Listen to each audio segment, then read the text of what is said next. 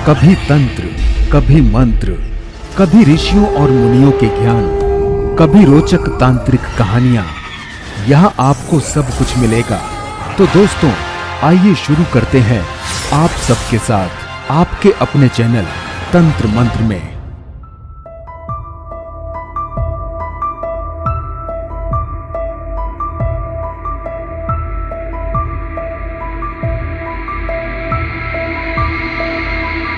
आखिर इस ब्रह्मांड की रचना कैसे हुई?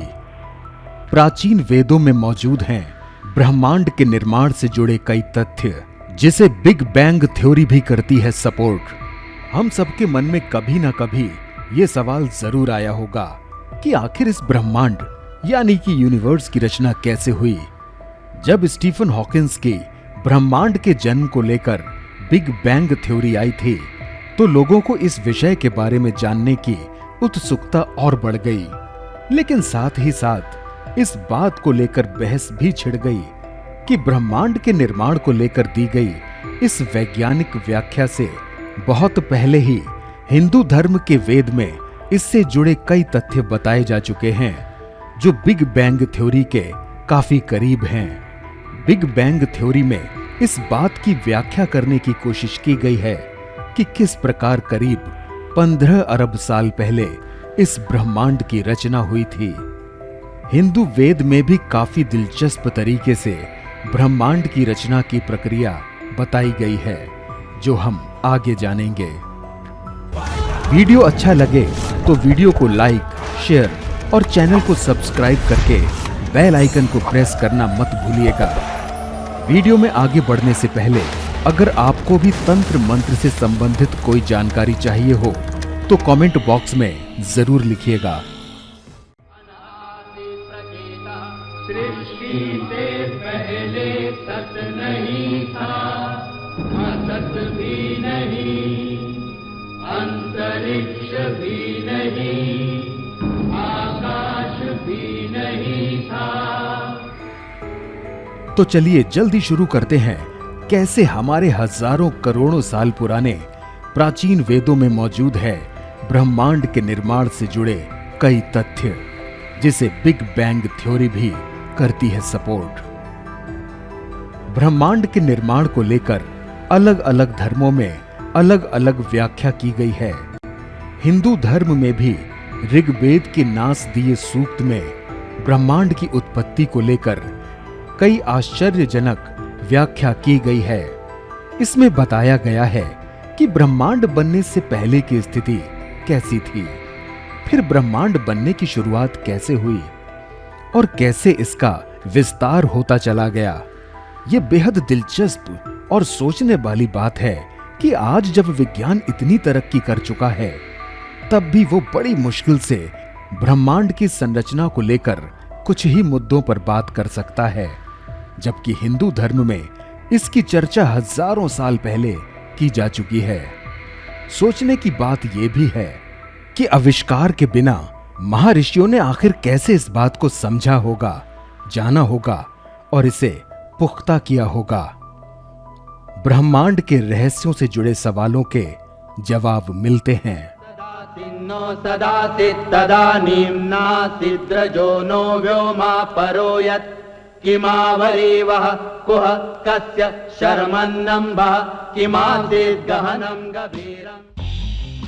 प्रसिद्ध ऋग्वेद के नासदीय सूक्त में ब्रह्मांड से जुड़ी सारी जानकारियां सूक्ति के माध्यम से बताई गई हैं।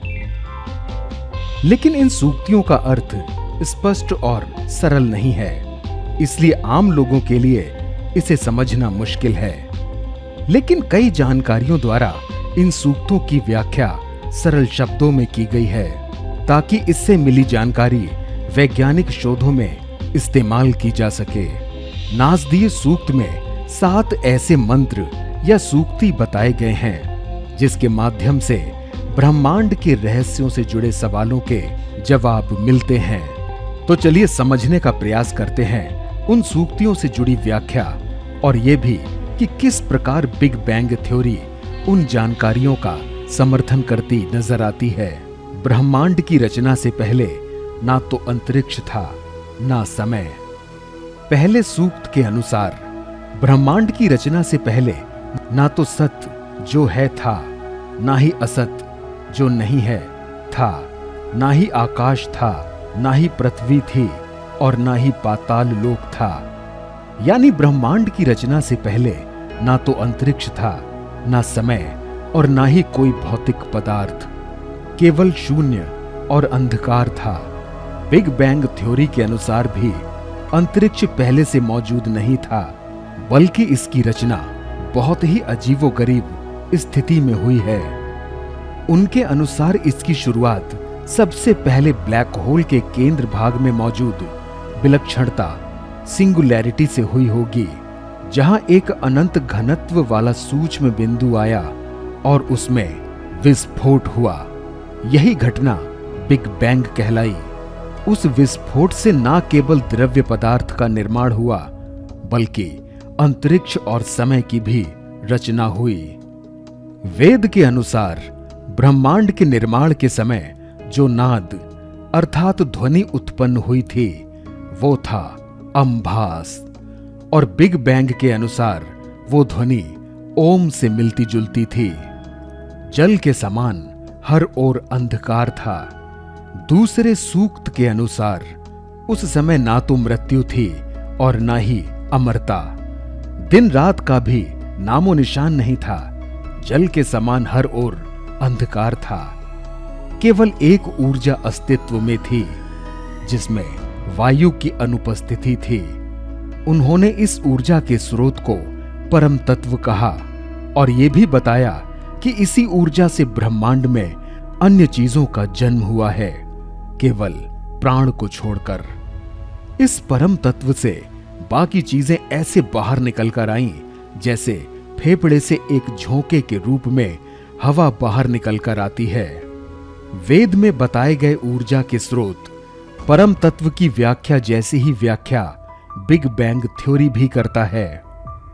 उनका भी मानना है कि जब अंतरिक्ष की रचना हुई थी तो वो बहुत गर्म था, और आज जो 4 मूलभूत बल, गुरुत्वाकर्षण बल, विद्युत बल, चुंबकीय बल, न्यूक्लियर फोर्स और वीक इंटरैक्शन फोर्स काम करते हैं, उस समय वे सब मिलकर एक जैसे थे।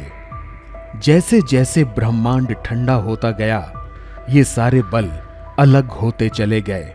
उनका मानना है कि आज जो भी चीजें मौजूद हैं, उन सब की उत्पत्ति ब्रह्मांड से ही हुई है, जिसे वेद ने परम तत्व कहा है। वेद में दिन और रात नहीं होने की बात भी प्रमाणित होती है, क्योंकि उस वक्त सूर्य और चंद्रमा का निर्माण नहीं हुआ था, तो दिन और रात होने का तो सवाल ही पैदा नहीं होता। तीसरे सूक्त के अनुसार ब्रह्मांड में पहले केवल अंधेरा था और फिर कुछ रहस्यमयी शुरुआत हुई। उस रहस्यमयी घटना को समझना असंभव था। पहले एक लहराता द्रव्य अस्तित्व में आया, जिसे सलिल कहा गया, और उसके आसपास एक हल्का पदार्थ फैला था, जिसे अभू कहा गया। उनके अनुसार वो शायद ऊष्मा से विकसित हो गया था। वेद में यहां तारों और आकाश गंगा के निर्माण की बात कही जा रही है। बिग बैंग थ्योरी के अनुसार भी शुरुआती के कुछ लाख वर्ष तक पदार्थों और ऊर्जाओं का निर्माण होता रहा। इसी प्रक्रिया को ऋषियों ने रहस्यमयी घटना कहा था। उन वर्षों में फोटॉन इलेक्ट्रॉन और प्रोटॉन से टकराता रहा और उसने एक अपारदर्शी द्रव्य का निर्माण किया। लगभग 1 लाख वर्ष बाद जब ब्रह्मांड का तापमान कम हुआ, तो प्रोटॉन और इलेक्ट्रॉन ने मिलकर हाइड्रोजन परमाणु का निर्माण किया। हाइड्रोजन पारदर्शी होता है, जिसने उस सैकड़ों सालों में बन रहे उन अपारदर्शी द्रव्यों को पारदर्शी किया, जिसे हम आज अंतरिक्ष कहते हैं। बाद में धीरे धीरे आकाश गंगा और तारों का निर्माण होना भी शुरू हुआ। उस समय ब्रह्मांड में कोई दिशा नहीं थी। आगे की सूक्तियों में ऋषि यह बताते नजर आते हैं कि कैसे अंतरिक्ष में छोटे बड़े गैलेक्सीज का निर्माण हुआ। इन गैलेक्सीज में काफी मात्रा में गैस और धूल थी जिससे ग्रहों, उपग्रहों और उल्कापिंडों का निर्माण हुआ। इस सिद्धांत के लिए सूक्त में स्वध और प्रेयति शब्द का इस्तेमाल हुआ है। वो दिशाओं के बारे में भी बताते हैं कि उस समय ब्रह्मांड में कोई दिशा नहीं थी। ऊपर किसे कहें या नीचे किसे कहें या तिरछा किस तरफ है, कहा नहीं जा सकता था।